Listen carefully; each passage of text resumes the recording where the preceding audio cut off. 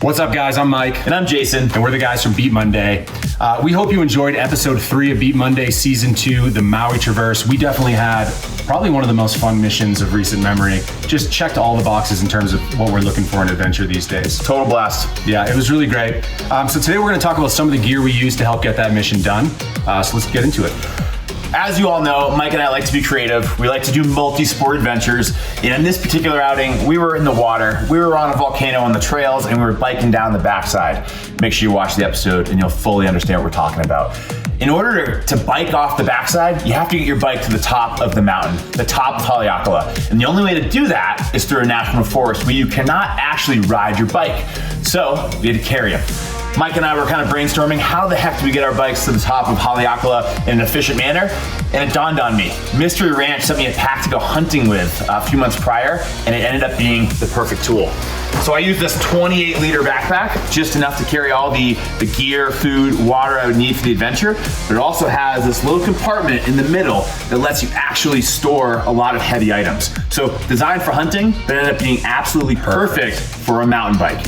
Mountain bike went in right there, and totally, it was really good. I was definitely jealous of this. I used a really good Alpine pack from Hyperlite, but it didn't have that like fancy compartment that was essentially designed for carrying a mountain bike.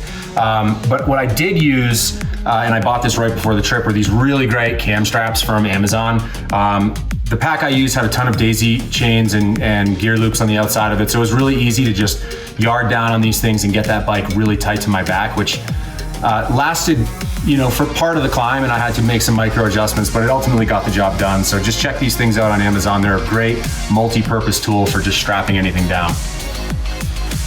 Next up, as I said before, Mike and I were crossing all sorts of mountain mediums. We were in the water, we were on trails, we were on the road, and much of that was without cell service.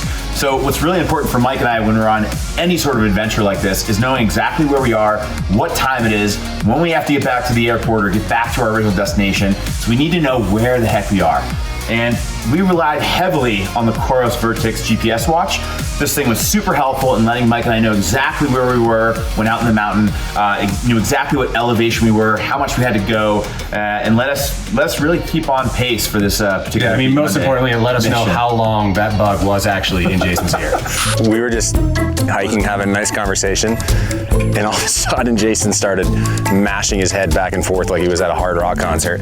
Claims that a bug flew into his ear and is somehow like in his eardrum. He was just burying himself closer and closer into my brain. Felt like an eternity, but I think it was only about 45 minutes. There was no bug. It's all on mine. All right, so the last piece of gear I'll talk about were these really great carbon trekking poles from Black Diamond. These are the Carbon Z trekking poles from Black Diamond. I use these for all sorts of adventures. They're just a really great lightweight pole. But what was so nice about these is that the south side of the Maui Traverse is really just all overgrown trail. That's absolute jungle. Yeah, it was really tricky to navigate. And with the bike on the back, it just really made it even more challenging.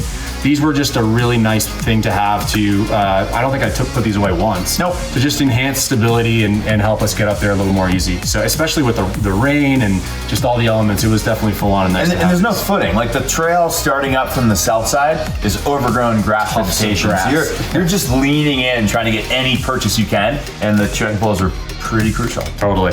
Well, that's all Mike and I have for you. Go ahead and check out episode 3, season 2 at Outside TV. And go ahead and follow Mike and I on Instagram. You can find us at Beat Monday or at our individual handles. Check them out below. Reach out with any gear questions. See you out in the trails. See you guys.